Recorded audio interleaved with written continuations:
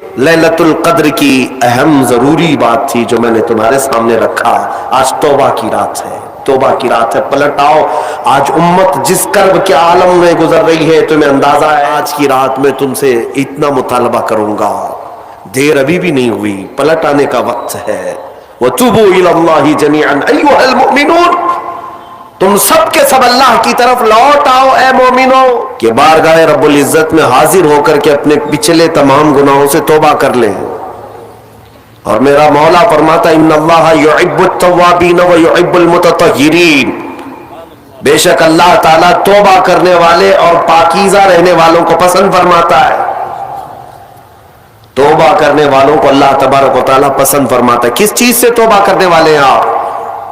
किसी को अगर ऐसा लगता है मेरे क्या गुनाह है, मेरे अजीजों, इस कदर बोझ है कि आप अंदाजा भी नहीं कर सकते। आज की रात किसी को गुरूर और घमंड भी ना आए कि मैंने रमजान की पूरी तरावी पढ़ ली, पूरे रोजे रख लिए, मेरा क्या है। हिसाब किताब में अगर हम अदल के तराजू पर तोले जाएं तो पता नहीं एक ही रोजे में फंस जाएं। इसलिए और भी दीगर बहुत सारी बीमारियां घर कर चुकी हैं। आज की रात तौबा करना है ए नौजवानों, लौट आओ, तुम्हारा रब तुम्हारे इंतजार में। यह हदीस पाक के अल्फाज में आपके सामने रखता हूं। मेरे आका सल्लल्लाहु तआला अलैहि वसल्लम ने सहाबा से पूछा कि मेरे सहाबा बताओ, एक शख्स सहरा में सफर कर रहा है। सहरा में, सहरा आपने देखा नहीं होगा, डेजर्ट। हम देखें अफ्रीका के सहरा और मिस्र के सहरा को 200 किलोमीटर 300 किलोमीटर तक एक दरख्त भी नहीं नजर आता। चारों तरफ से मैदान, आसमान ऐसा लगता है कि जमीन से लगा हुआ है। जिस तरफ भी मुंह करो रास्ता तो कुछ है नहीं, रेत में चलना है। तो सहरा की मौत भी मशहूर है तारीख में। अगर कोई सहरा में भटक जाता तो प्यास की शिद्दत से वो सहरा में मर जाते। हजारों की लाशें वहां रेत में पड़ी रहती हैं, रास्ता भटक जाते थे, क्योंकि वहां कोई रास्ता बना हुआ है, डायरेक्शन पता ही नहीं चलता किधर जाना है। जिस तरफ भी जाओ सीधा ही लगता है। सहरा में एक बंदा सफर कर रहा है। हुजूर ने मिसालन अर्ज किया, इरशाद फरमाया मिसाल के साथ। मेरे आका फरमाते वो अपनी ऊंटनी के साथ, अपने साजो सामान के साथ सहरा में सफर कर रहा था। बीच में रास्ते में थक गया और सोने के लिए एक जगह बैठा। सोया तो सोकर जब बेदार हुआ तो देखा उसकी ऊंटनी साजो सामान समेत गायब है। पूरा उसका तोशादान, सारा साजो सामान और ऊंटनी के साथ गायब है। अब सफर करेगा कैसे, सहरा में जाएगा किधर? उठने के बाद बहुत तलाशा, उसका ऊंट उसे नहीं मिला, न उसका साजो सामान। भूख भी शिद्दत की, प्यास भी शिद्दत की। अब सफर उसके लिए मौत का करीब का वक्त है, थक गया। मेरे अजीजों, वापस वो थक हार करके एक जगह सोया, एक जगह सो गया। और जब नींद से बेदार हुआ तो देखा उसकी ऊंटनी साजो सामान के साथ उसके पास खड़ी है। तवज्जो चाहता हूं। अब मेरे आका सल्लल्लाहु अलैहि वसल्लम सहाबा से पूछते हैं, ये मिसाल अरबों को दी गई थी क्योंकि वो ऊंट के सफर को भी जानते थे और सहरा को भी जानते थे। हुजूर ने पूछा सहाबा से, उस ऊंटनी वाले को कितनी खुशी होगी, थक हार करके सारी उम्मीदें खत्म हो गई थी, फिर अचानक उसको साजो सामान के साथ उसकी सवारी मिल गई तो कितनी खुशी होगी। साहबा ने कहा, या रसूल अल्लाह, उसकी जिंदगी की वो सबसे बड़ी खुशी होगी, क्योंकि उसकी खोई भी चीज मिल गई, उसका रास्ता अब आसान हो जाएगा, उसके जिंदा रहने की उम्मीदें जाग गई। नबी अकरम सल्लल्लाहु तआला अलैहि वसल्लम इरशाद फरमाते हैं, बिला तशबीह व बिला तमसील। मेरे आका फरमाते हैं, मेरे सहाबा, इससे ज्यादा खुशी जब बंदा गुनाहों से तौबा करके आता है तो मौला खुश होता है कि मेरा बंदा मेरे पास वापस आ गया, मेरा बंदा मेरे पास वापस आ गया। और रब तबारक व तआला फरिश्तों पर रश्क फरमाता है। جب بھٹکا ہوا کوئی واپس اپنے راستے پر آتا ہے تو رحمان خوش ہوتا ہے۔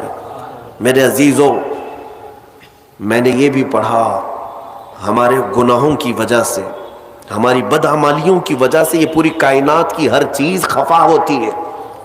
آپ کیا سمجھتے ہیں کہ یہ درخت تمہیں سلام کر رہے ہوتے ہیں؟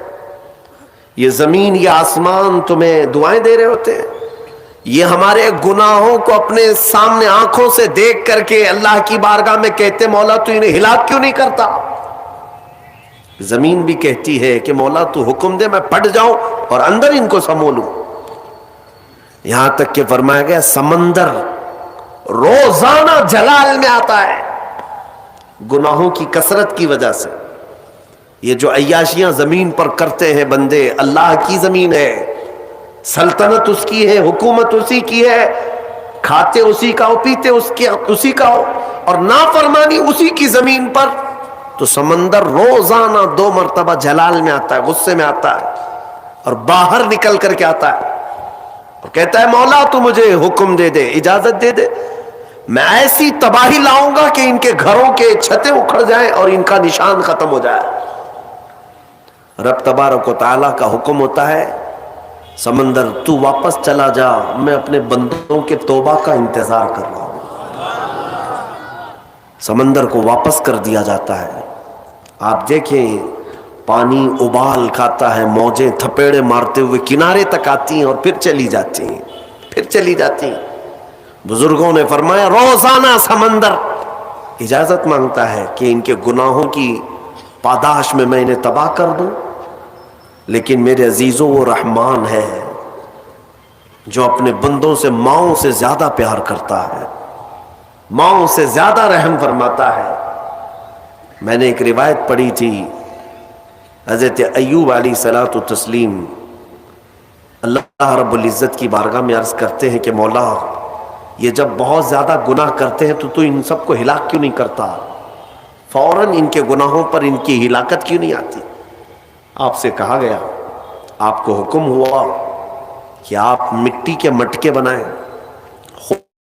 خوبصورت سے خوبصورت، حکم خدا تھا تو وہ بنانے پر لگ گئے، الگ الگ رنگ کے، الگ الگ نقش و نگار کے بنا کر کے تیار ہوئے۔ تو رب تعالیٰ نے فرمایا اب ایک لائن سے ایک ایک کو توڑتے آؤ۔ بنانے کا حکم ہوا اور اس کے بعد توڑنے کا حکم ہوا۔ جب توڑنا چاہ رہے تھے تو ان کو یاد آ رہی تھی چیزیں کہ میں نے اس کو اتنی محنت سے بنایا، اتنے نقش و نگار اس میں کیا، اس کو توڑنا ہے، اس کو توڑنا ہے۔ ان کا دل پسیج گیا کہ اپنی محنت سے ہاتھوں سے بنایا ہوا یہ مٹکا ہے، اس کو اپنے ہاتھوں سے توڑ دو۔ حکم تھا رب تعالیٰ کا۔ تو رب تبارک و تعالیٰ نے فرمایا ایوب تم نے مٹی کے مٹکے ہاتھوں سے بنائے اور توڑنے کا تمہارا دل نہیں کرتا، یہ پورے بندے میری دست قدرت سے بنائے ہوئے ہیں۔ یہ رب تبارک و تعالیٰ کی مخلوق ہے، کیا میں ان کو ایسے ہی ہلاک کر دوں؟ میرے عزیزو جلدی عذاب نہیں آتا، چوریاں بھی عروج پر ہوتی ہیں، زنا بھی عروج پر ہوتے ہیں، ڈکیت بھی ہوتے رہتے ہیں، لیکن پھر بھی مولا کریم مہلت پر مہلت دیتا ہے، مہلت پر مہلت۔ جلد کسی کے گناہوں کو آشکار بھی نہیں کیا جاتا۔ ہاں حضرت عمر فاروق رضی اللہ تعالیٰ عنہ کے زمانے میں ایک شخص شراب کے جرم میں پکڑا گیا، اس کو سزا کے لیے لایا گیا، تو اس نے کہا کہ حضور معاف کر دیں، میرا پہلا جرم ہے، اس کے بعد نہیں کروں گا۔ آپ نے فرمایا تو جھوٹ بولتا ہے، تو جھوٹ بولتا ہے۔ کہا کہ نہیں سچ کہہ رہا ہوں کہ پہلی بار پکڑا گیا ہوں، پہلی بار میں نے ایسا کیا ہے۔ انہوں نے کہا نہیں تو جھوٹ بولتا ہے، جب سختی کی گئی تو پتا چلا اس نے اس سے پہلے 10 بار کیا ہے۔ لوگوں نے پوچھا آپ اتنا یقین کے ساتھ کیسے کہہ رہے؟ امیر المومنین نے فرمایا مجھے میرے رب کی ذات پر یقین ہے، وہ پہلے گناہ پر جلدی پکڑ نہیں کرتا، چھپاتا ہے۔ مولانا روم رحمت اللہ تعالی علیہ فرماتے ہیں مثنوی میں، آپ کو میں بتاتا ہوں میرے عزیزو آج پلٹنے کی رات ہے، آج واپس بارگاہ رب میں آنے کی رات ہے۔ میں نوجوانوں سے آج صرف اپیل کر سکتا ہوں چھوڑو اس لال و رنگ کی دنیا کو، اس سے ہونا کچھ نہیں ہے سوائے داغ دھبے کے۔ تم اپنی زندگی کو اگر عیاشیوں کے نظر کر دو گے کہ کچھ نہیں حاصل ہونا ہے، کچھ نہیں حاصل ہونا ہے. ان گناہوں کی لذت زیادہ دیر کی نہیں، بہت جلدی ایکسپائر ہو جاتی ہے. اور نیکیوں کی لذت قبر نہیں، حشر میں بھی باقی رہتی ہے. چھوڑ دو ان زندگیوں کو اور واپس آؤ بارگاہ مولا میں. مولانا روم فرماتے ہیں مدینے میں ایک سارنگی رہتا تھا، سارنگی بانسری بجانے والا، اسی سے اس کی کمائی چلتی تھی. بجاتا تھا سریلی آواز، سریلی اس سے میوزک نکلتی تھی، لوگ سنتے تھے. وقت گزرتا گیا، اسی کی کمائی میں چلتے رہے. لیکن ایک بات یاد رکھنا ہے نوجوانوں، وقت سب کے ساتھ ہمیشہ ویسا نہیں رہتا. آج جو نوجوان ہیں کل بوڑھے ہو جائیں گے. آج بہت سارے نوجوان یہ سمجھتے ہیں کہ مجھے کیا فرق ہے، میرے پاس طاقت ہے، قوت ہے، میرے پاس مال ہے، میں جو چاہوں کر لوں گا. وقت سب کے ساتھ یکساں نہیں رہتا، بہت جلدی چیزیں زائل ہو جاتی ہیں، ختم ہو جاتی ہیں.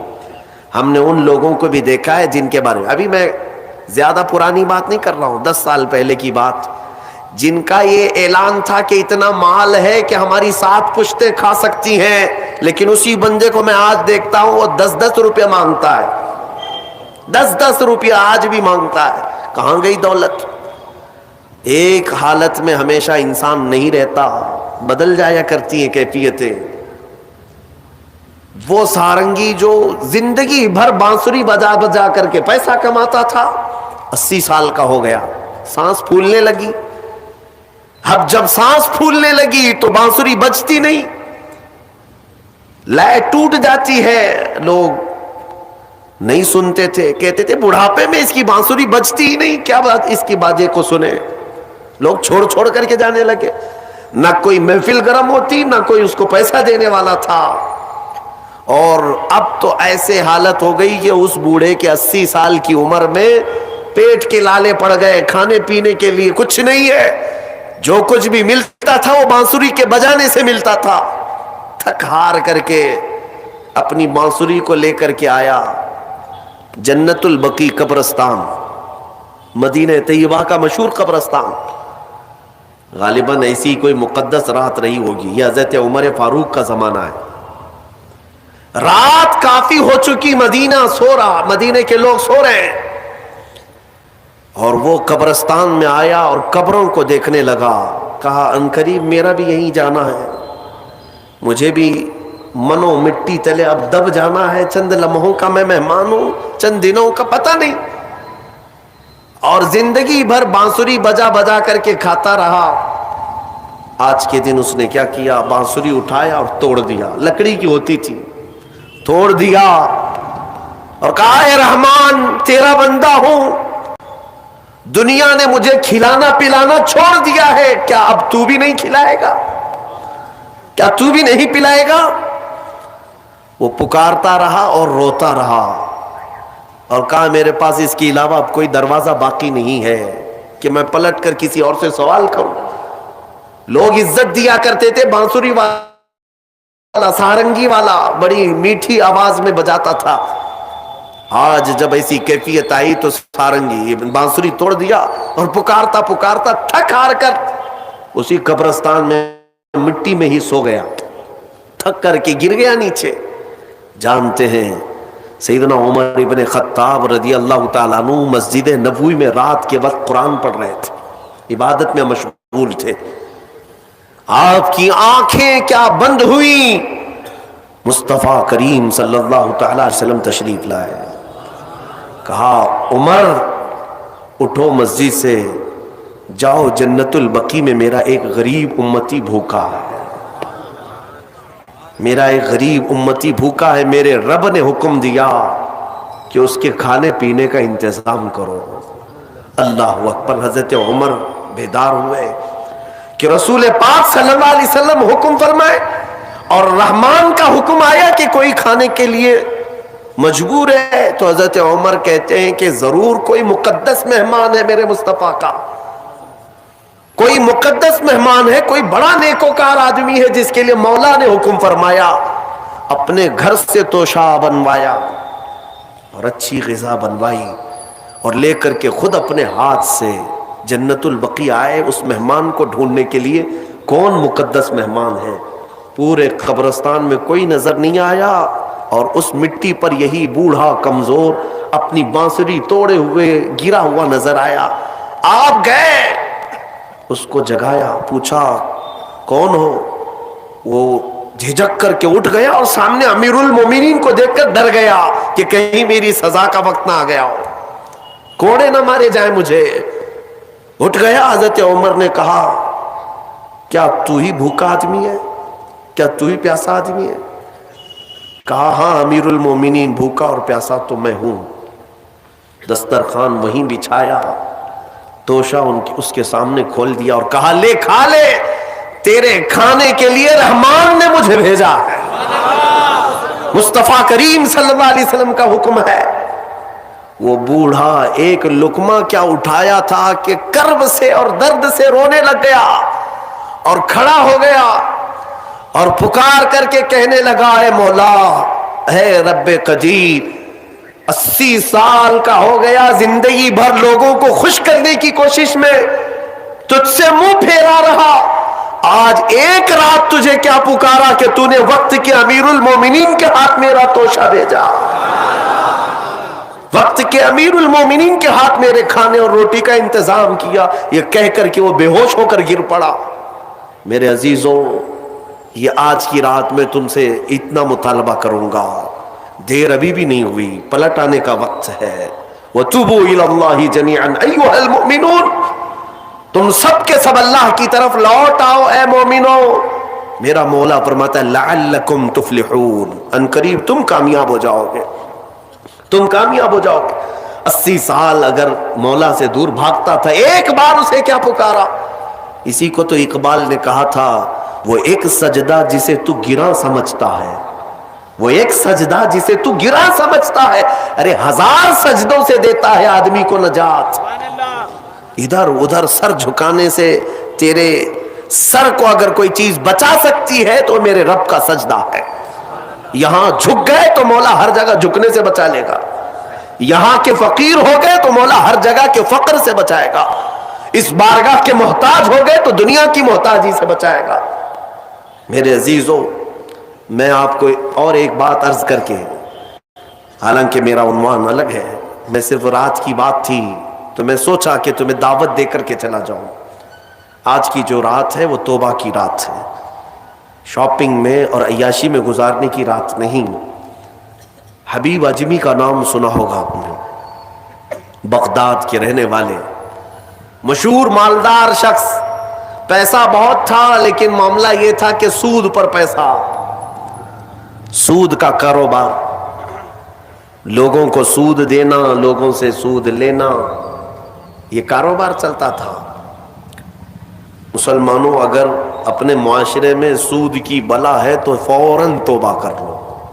میرے آقا صلی اللہ علیہ وسلم کا فرمان عالی شان ہے، جس نے سود کا ایک لقمہ کھایا وہ گناہ اتنا بڑا ہے کہ جیسے کہ کعبے کے سامنے اس نے اپنی ماں سے زنا کیا. یہ بہت خطرناک چیز ہے. لوگ اس کو آج ہلکے میں لیتے ہیں. پیسہ ڈبل کرنے والا سسٹم مسلمانوں کو بہت جلدی پسند آتا ہے. کوئی بھی آ جائے کمپنی، چیٹ فنڈ کمپنیاں صرف مسلمانوں کے محلے میں ہی کامیاب ہوتی ہیں، باقی جگہ نہیں. لاکھ روپے دو اور تم گھر میں نواب صاحب بیٹھے رہو، ہر مہینہ 10-10 ہزار آتا رہے، یہ پتہ ہی نہیں کہ کس طرح سے آتا ہے.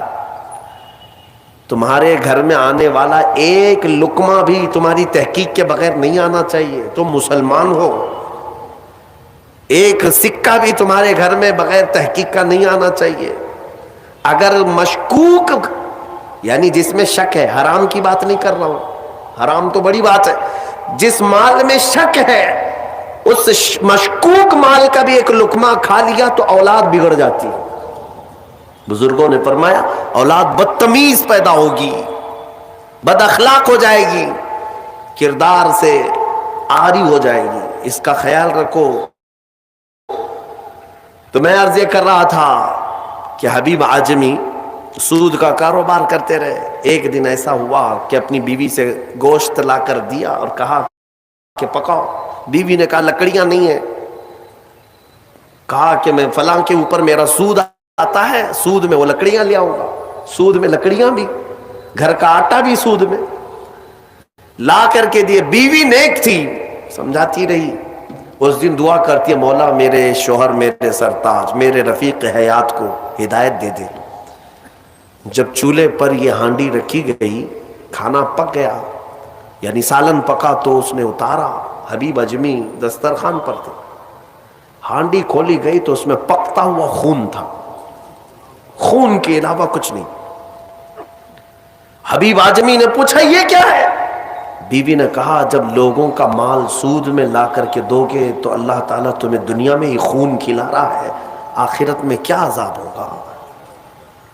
بات اثر کر گئی, بات اثر کر گئی دل پر, اور ڈر بھی گئے کہ اپنی آنکھوں سے دیکھا کہ پکتا ہوا گوشت خون بن چکا ہے. فوراً پورے جسم میں کپ کپی تاری ہو گئی. توبہ کیا, کھڑے ہو گئے. گھر سے باہر نکلے تو راستے سے جا رہے تھے, بچے جو کھیل رہے تھے, ایک بچے نے پکار کر کہا اے بچے ہٹو, یہ سود خور آ رہا ہے, اس کی چھاؤں کہیں ہم پر پڑ گئی تو ہم برے ہو جائیں گے. بچوں میں بھی یہ بات آ گئی تھی. حبیب اجمی کو آج دل پر بات لگی, میرا رب کسی کے لیے ہدایت دیتا ہے تو کچھ ذریعے بنا دیتا ہے. حبیب اجمی اب رونے لگ گئے کہ میں اس قدر خستہ ہوں, اس قدر بدنام ہوں کہ بچے میری چھاؤں سے بھاگ رہے ہیں.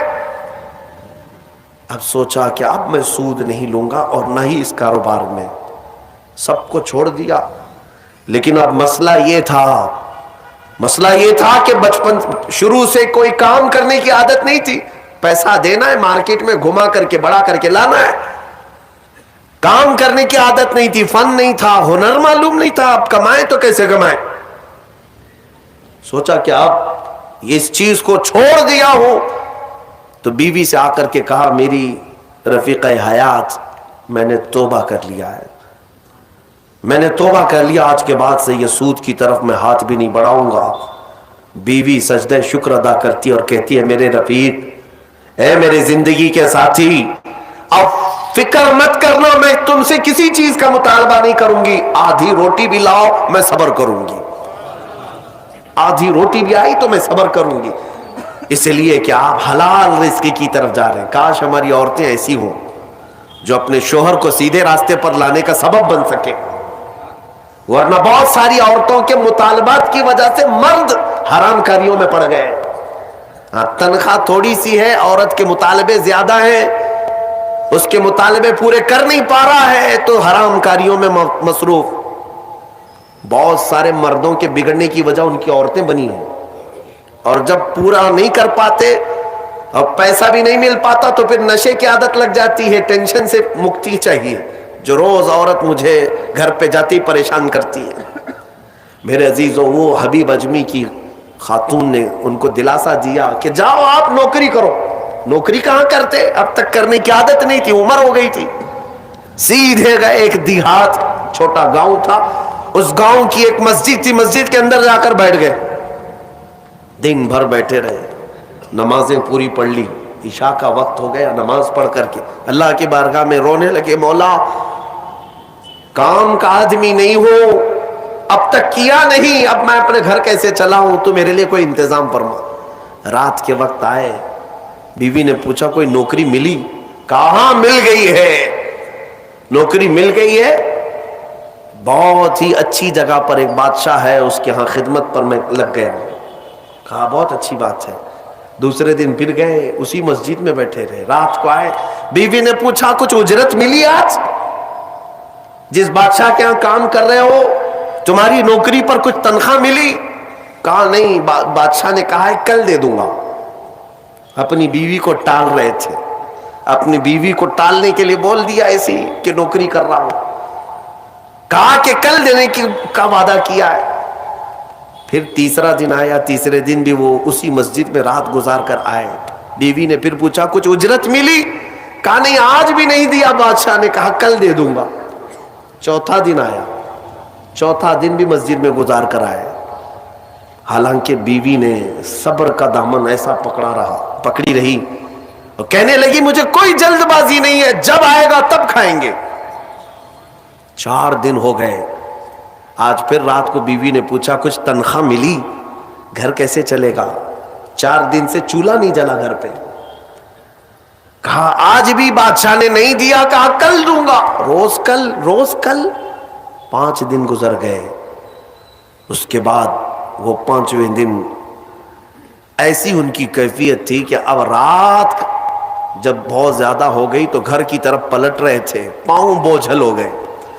پھر بیوی پوچھے گی آج تنخواہ ملی؟ روز جھوٹ بول رہا ہوں، روز جھوٹ بول رہا ہوں، مجھے کون تنخواہ دے گا؟ آج کیا بولوں اپنی بیوی کو، اپنی شریک حیات کو؟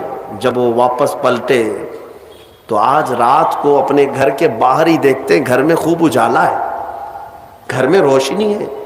گھر کی طرف آگے بڑھتے بڑھتے آئے، میری بیوی سوئی نہیں، انتظار میں ہوگی، پوچھے گی کیا اجرت ملی، تنخواہ ملی؟ لیکن جیسے ہی گھر کے اندر گئے، بڑا سا دسترخوان بچھا ہے، ہر قسم کے کھانے لگے ہوئے، کھانے لگے ہوئے ہیں۔ حیرت میں آ گئے، 5 دن کے کمانے کا کوئی ذریعہ نہیں، میری بیوی کے پاس بھی اتنا مال نہیں، یہ کہاں سے آیا دسترخوان؟ بیوی کو جلال میں پوچھنے لگے یہ دسترخوان کہاں سے آیا، یہ کھانا کیسے آیا؟ بیوی کہتی ہے کیا مذاق کرتے ہیں آپ، کیا مذاق کرتے ہیں آپ جس بادشاہ کے ہاں کام کرتے ہیں وہاں کا ایک سپاہی آیا تھا، وہی دسترخوان لے کر آیا اور سارا کھانا اسی نے دیا ہے، اور یہ مجھے کہہ کر گیا ہے اے خاتون تیرا شوہر رات میں آئے تو اسے کہہ دینا یہ تو 5 دن کی اجرت ہے، اور محنت کرے گا اور اجرت دی جائے گی۔ حبیب اعجمی غش کھا کر گر پڑے۔ بیوی نے اٹھایا، پوچھا کیا بات ہے، کیوں غش کھا کر گر پڑے؟ ہوش آنے کے بعد کہتے میری رفیق حیات آج سچ بتاتا ہوں، میں نے کوئی نوکری نہیں کی، میں نکما آدمی، کوئی نوکری نہیں کی، مسجد میں جاتا تھا خالی بیٹھا رہتا تھا، آج ڈر کر کے آ رہا تھا کہ تجھے جواب کیا دوں گا۔ وہ رحمان اس قدر غیرت مند ہے اپنے بندوں پر، اتنا رحیم ہے کہ تیرے سامنے شرمندہ ہونے سے بچانے کے لیے وہ جس کو بھیجا مولا وہ کسی بادشاہ کا سپاہی نہیں، وہ اسی رحمان کا کوئی فرشتہ آیا تھا جس نے کھانا دیا ہے۔ عزیزان گرامی، کہنے کے لیے بہت ساری باتیں ہیں، لیکن میں اتنی بات عرض کرنا چاہتا ہوں، زندگی گناہوں میں گزری، ایک بار توبہ کر کے حبیب اعجمی کے آ گئے اور مولا کریم نے اپنے سارے دسترخوان ان کے لیے کشادہ کر دیے۔ اس کے بعد جانتے ہیں حبیب اعجمی اسی دسترخوان سے اٹھ کر کے جو چلے گئے، ایسی عبادات، ایسے مجاہدات کیے، اللہ اکبر، اس مقام عظما پر فائز ہو گئے تھے کہ جس مقام کی غوث اعظم عبد القادر جیلانی بھی تعظیم کیا کرتے تھے رضی اللہ تعالی عنہ۔ میرے عزیز و حبیب اعجمی اللہ کی بارگاہ میں وہ مقبول تھے کہ حضرت فضیل بن عیاض ایک دن ان کے پیچھے مغرب کی نماز پڑھنے کے لیے آئے۔ حضرت حبیب اعجمی کی زبان میں تھوڑی لکنت تھی، تو قرات میں ان کی لکنت سمجھ میں آ رہی تھی، تو فضیل بن عیاض پیچھے سے نماز توڑ کے چلے گئے، اس کے پیچھے میں کیسے نماز پڑھوں؟ فضیل بن عیاض بہت پائے کے ولی ہیں، کہتے ہیں میں گیا تو 3 دن تک میری عبادت کا ذوق ختم ہو، لطف ہی ختم ہو گیا، میں بارگاہ مولا میں رونے لگا کہ مولا مجھ سے کیا خطا ہوئی۔ رات کے وقت مجھے غیب سے ندائی کہ فضیل تو نے میرے محبوب حبیب کی صرف زبان دیکھا، اس کے دل کی پاکی کو نہیں دیکھا۔ وہ اللہ کی بارگاہ کا مقبول ہے، جب چھوڑ دیتا ہے پچھلی چیزیں وہ رحمان اتنا محبوب بناتا ہے، اتنا محبوب۔ میں نے ابھی ایک چیز پڑھی تھی، بغداد میں ایک شخص تھا، بڑے پیسے والا تھا، بہت پیسے والا تھا، اور ہر گناہ عادت تھی اس کی۔ پیسے والوں کی اکثر یہ چونچلے ہوتے ہیں کہ وہ سوچتے ہیں کہ عیاشی میں کہاں میں پیسے لگاؤں۔ شراب پیتا تھا، خوب عیش، جوا میں پیسے لگتے تھے، روز نئی عورتوں کے ساتھ اس کی صحبتیں، یہ اس کا مزاج تھا تو مسلمان، پیسہ زیادہ ہونے کی وجہ سے ایک غلط سنگت میں غلط عادتوں کا مالک۔ اس شخص کی عادت یہ تھی کہ روز ایک نیا گناہ کرتا تھا اور ڈائری بنایا ہوا تھا، اس میں سب لکھ بھی دیا کرتا تھا۔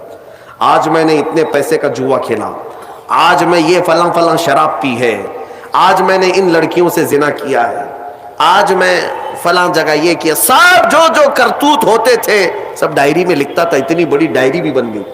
ایک دن ایسا ہوا کہ گزر رہا تھا بازار سے, ایک خاتون کو دیکھا جو حسین تھی اور مجبور نظر آ رہی تھی. اس کے پاس گیا, کہا کیا چیز ہے؟ اس نے کہا مجھے مال کی ضرورت ہے. اس نے کہا چل میرے گھر, میری خواہش پوری کر, میں تجھے جتنا چاہیے وہ دے دیتا ہوں. وہ عورت چلی آئی ساتھ میں. وہ عورت آ گئی.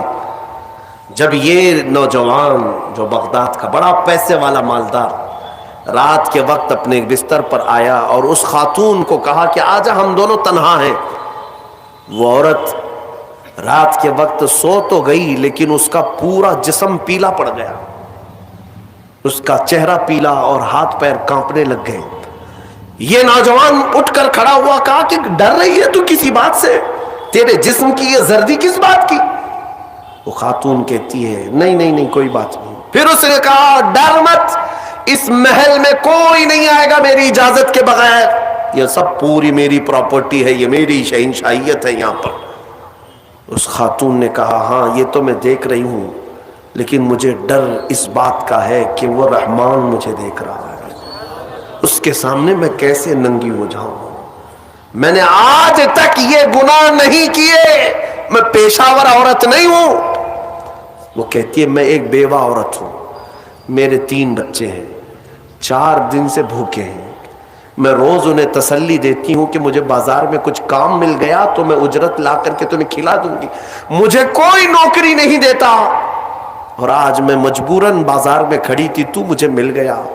میں اپنے چھوٹے بچوں کے, یتیم بچوں کی بھوک کو ختم کرنے کے لیے تیرے گھر آ گئی, لیکن جب بستر پر سوئی تو مجھے خوف ہونے لگا کہ میرا رب دیکھ رہا ہے.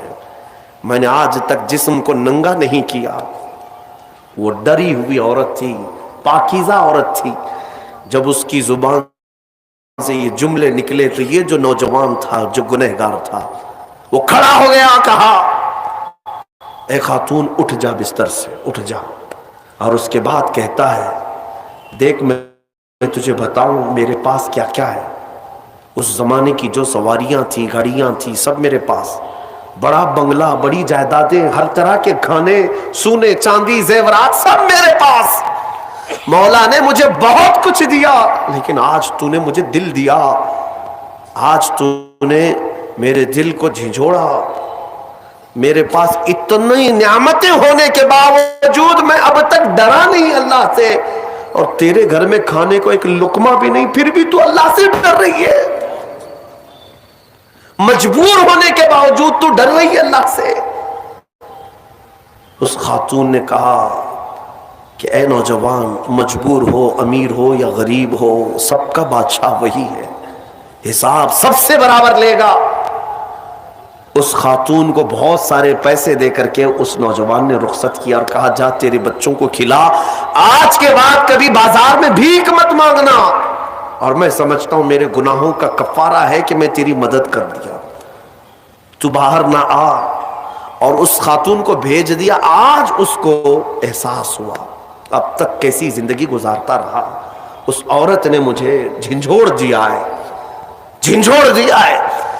رات کو مصلی بچھایا اور اللہ کی بارگاہ میں کھڑے ہو کر کہنے لگا مولا بہت گناہ کر چکا ہوں, بہت گناہ کر چکا ہوں, پورا جسم داغدار ہے. کیا مجھ جیسا آدمی بخشے جانے کے قابل ہے؟ کیا مجھ جیسا آدمی معاف کیے جانے کے قابل ہے؟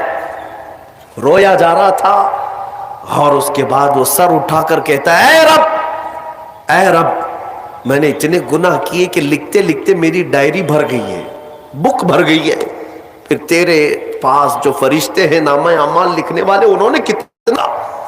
اور اس کے بعد ہاتھ جوڑ کر کہتا ہے رحمان, اپنے دربار میں میں اتنی بات عرض کرتا ہوں, اگر میں بخشے جانے کے قابل ہوں تو مجھے معاف کر, یا تو پھر آسمان سے آگ بھیج کر کے مجھے ہلاک کر دے, مجھے ختم کر دے مولا, میں بہت داغدار ہوں, بہت داغ دھبے لگا دیے.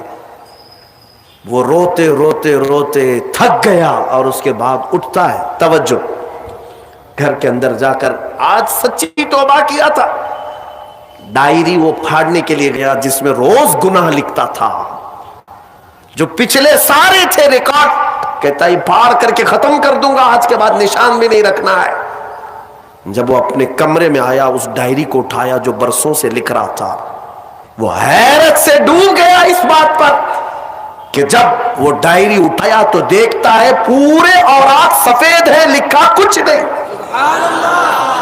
एक हर्फ भी लिखा हुआ नहीं है। वर्क पलटता गया, पलटता गया, पलटता गया, कुछ नहीं है। वो इधर उधर देखने लगा, इस मेरी डायरी से मिटाया किसने, मेरे सारे रिकॉर्ड किसने मिटाया। उसके जिस्म पर कपकपी तारी थी, राशा तारी था, रात का वक्त था, गैब से निदाई, ऐ बंदे, जब कोई पूरी दुनिया को मेरे लिए तर्क करता है तो मैं उसके गुनाहों को भी मिटा दिया करता हूं। जब जिंदगी में लिखी हुई डायरियां मिट जाती हैं तो मेरे मौला को ये आमाल नामे से मिटाने में देर नहीं लगेगी। यमहुल्लाहु मा यशा, अल्लाह जिससे चाहता है वो सारी चीजें मिटा देता है। मेरे अजीजों, ये लैलतुल कद्र की अहम जरूरी बात थी जो मैंने तुम्हारे सामने रखा। आज तौबा की रात है, तौबा की रात है, पलट आओ। आज उम्मत जिस कर्ब के आलम में गुजर रही है, तुम्हें अंदाजा है हजारों नौजवान जेलों में आज बंद हैं हमारे, जिनका ना कोई इफ्तारी का इंतजाम, ना सहरी का इंतजाम। तुम तो रमजान में बाहर घूम रहे हो, रमजान की रौनकें देख रहे हो, रमजान की बहारें देख रहे हो। उम्मत मुस्तफ़ा के हजारों नौजवान आज जेल की सलाखों के पीछे हैं। हमारे कई उलमा भी अंदर बैठे हुए हैं।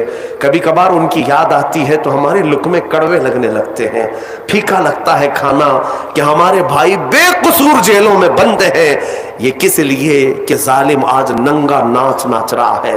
ऐ नौजवानों, आफतें इस कदर हमारे सरों पर आ चुकी है कि अब हमारा क्या महफूज रहा इस मुल्क में। सोचो तो जरा सही, पहले ऐसा था कि दूर दराज